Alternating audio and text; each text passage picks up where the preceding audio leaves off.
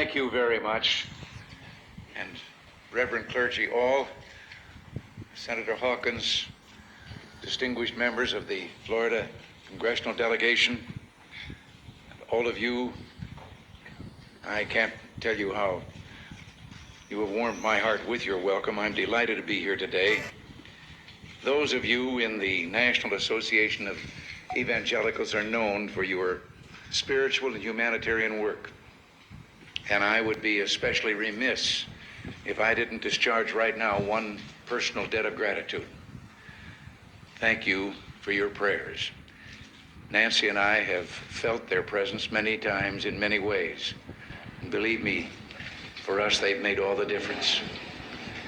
The other day in the East Room of the White House at a meeting there, someone asked me whether I was aware of all the people out there who were praying for the president.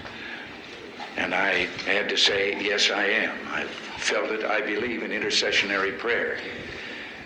But I couldn't help but say to that questioner after he'd asked the question that, or at least say to them that if sometimes when he was praying he got a busy signal, it was just me in there ahead of him.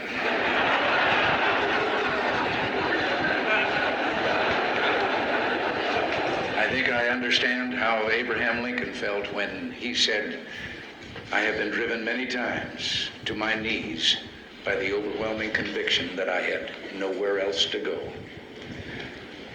From the joy and the good feeling of this conference, I go to a political reception. But now,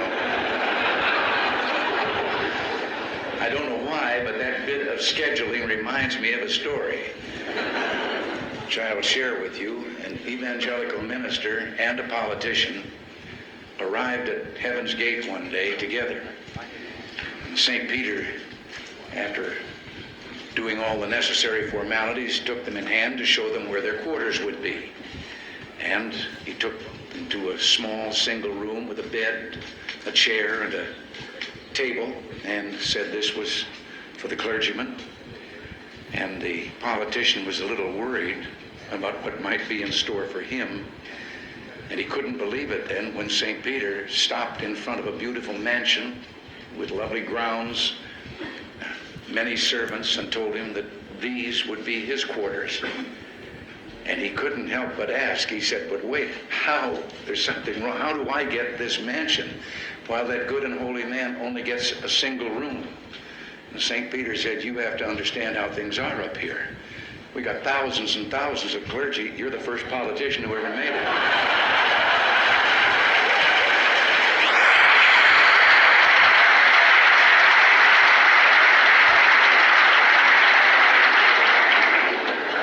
But I don't want to contribute to a stereotype.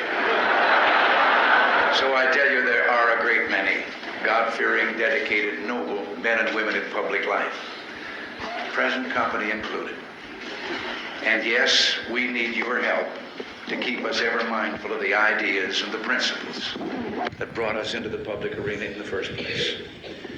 The basis of those ideals and principles is a commitment to freedom and personal liberty that itself is grounded in the much deeper realization that freedom prospers only where the blessings of God are avidly sought and humbly accepted. The American experiment in democracy rests on this insight.